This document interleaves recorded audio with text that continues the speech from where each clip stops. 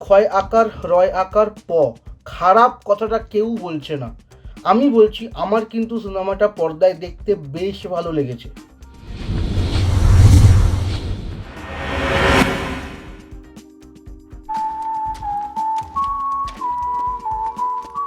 নমস্কার বন্ধুরা, আমি প্রবীর কুণ্ডু এবং আরও একবার আপনাদের সকলকে এই চ্যানেলে স্বাগত।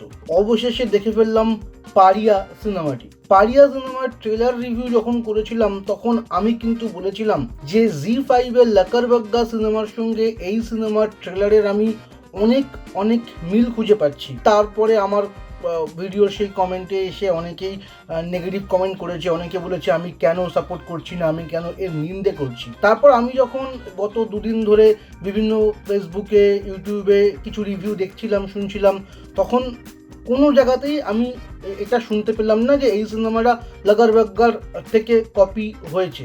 সবাই অনেকে বলছে যে জন উইক থেকে কিছু জায়গায় ইন্সপায়ার হয়েছে, কিছু জায়গায় তাকে হোমাজ দেওয়া হচ্ছে। এটা খুব দারুণ একটা শব্দ নতুন এসেছে, হোমাজ। অর্থাৎ কেউ কিছু টুকলে তাকে আমরা টুকলি বলছি না, কপি বলছি না, আমরা এখন বলছি হোমাজ। তো যাই হোক, তো আমি ভাবলাম যে তাহলে হয়তো আমি ভুল, আমি যাই গিয়ে সিনেমাটা দেখি।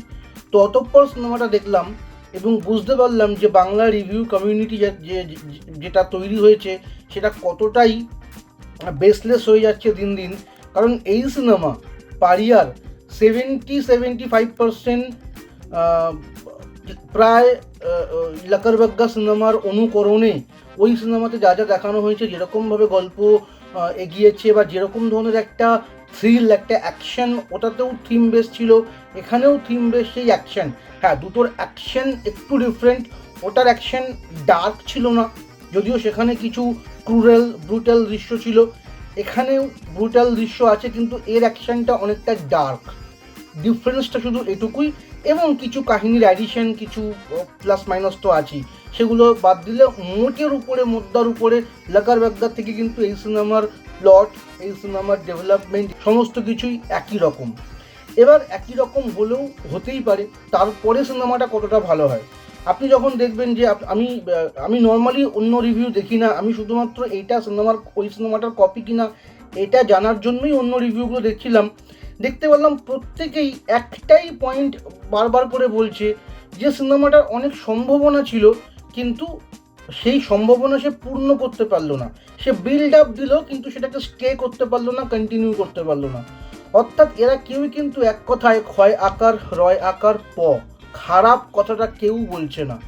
অর্থাৎ গত 2-3 মাস ধরে প্রত্যেক রিভিউয়ারদেরকেই, যারা ইনফ্লুয়েন্সার সোশ্যাল মিডিয়াতে, তাদেরকে ধরে এত চা কফি ফিশ ফ্রাই এবং ইন্টারভিউ খাইয়েছে যে এরা কেউই ক্যামেরার সামনে এসে নিজের চ্যানেলে দাঁড়িয়ে খারাপ শব্দটা বলতে পারছে না, হয়নি শব্দটা বলতে পারছে না। প্রত্যেকেই বলছে সম্ভাবনা হয়েছে, বিল্ড আপ দিয়েছে, কিন্তু দাঁড়ায়নি। আমি বলছি আমার কিন্তু সিনেমাটা পর্দায় দেখতে বেশ ভালো লেগেছে। আমি সমস্ত কিছু ভুলে গিয়ে, অর্থাৎ কোন সিনেমা থেকে কপি, প্লট কি, হেন তেন ইত্যাদি থেকে আমি ইন্ডিভিজুয়ালি যখন সমস্ত কিছু ভুলে এই সিনেমাটাকে দেখছি, আমার কিন্তু ভালো লেগেছে, এঙ্গেজিং লেগেছে।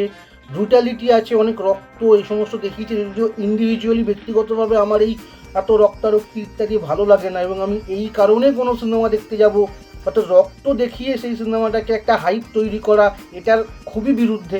সিনেমা যদি তোমাকে ভালো করতে হয়, লোককে আনতে হয়, তাহলে সিনেম্যাটিকভাবে আনতে হবে। কিছু রক্ত যা আগে কখনো হয়নি, কিছু ছাল চামড়া তোলা কুকুর, শুয়োর, এইসব দেখিয়ে আমি দর্শককে টানবো, অর্থাৎ দর্শকের মনের মধ্যে হিংস্রটাকে জাগ্রত করব, আমি এর বিপক্ষে।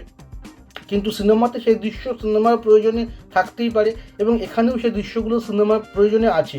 তবে সিনেমাটা আমার ভালো লেগেছে এই কারণে, কারণ এর অভিনয়, প্রত্যেকে খুব ভালো অভিনয় করেছে। বিক্রম চ্যাটার্জি কে বাদ দিয়ে, বিক্রম চ্যাটার্জি এখানে তার অভিনয়ের সেরকম কোনো গ্রাফ নেই। ফ্ল্যাট একটা অভিনয় করেছে। ফ্ল্যাট অভিনয় করা কিন্তু খুব ইজি না, সত্যি কঠিন। কারণ ইমোশনগুলোকে বহিঃপ্রকাশ করতে না দিয়ে না দেওয়া, মানে বলো না যে মেকআপ করছে বাট নো মেকআপ লুক, হ্যাঁ, সেরকম একটা ব্যাপার। তো সেইটা আমার মনে হয় একটু ল্যাক হয়েছে, ব্যক্তিগতভাবে আমার ভালো লাগেনি। কিন্তু বাকি যারা এই সৌম্য চরিত্রটি বা অম্বরীশ যেটা করেছে, শ্রীলেখা মিত্র যেটা করেছে, এইদের চরিত্রগুলোর অভিনয় কিন্তু আমার বেশ লেগেছে, সংলাপও খুব ভালো লেগেছে। অ্যাকশনের যে মোমেন্টাম যেটা, সেই মোমেন্টাম বলুন, তার অ্যাটমসফিয়ার বলুন, অ্যাম্বিয়েন্ট বলুন, আমার ভাল লেগেছে।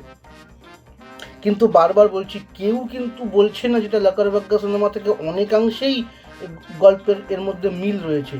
আমি বলছি লাকারবাগ্যা থেকে অনেক মিল রয়েছে, এবং আপনারা এই রিভিউ দেখতে দেখতে যে সমস্ত ছোটো ছোটো ক্লিপিংস দেখতে পাচ্ছেন, এই সমস্ত ক্লিপিংস কিন্তু পারিয়ার নয়, লাকারবাগ্যার। তো যাই হোক, আমি এই কমিউনিটি যারা রিভিউ করে, ফেসবুকে লেখে, তাদের উদ্দেশ্যেই বলতে চাই যে আপনারা চা কফি ফিশ ফ্রাই ইন্টারভিউ খাচ্ছেন, দিচ্ছেন, সব মানছি, কিন্তু অনেস্টিটাকে হারাবেন না। ধন্যবাদ। আজকে রিভিউ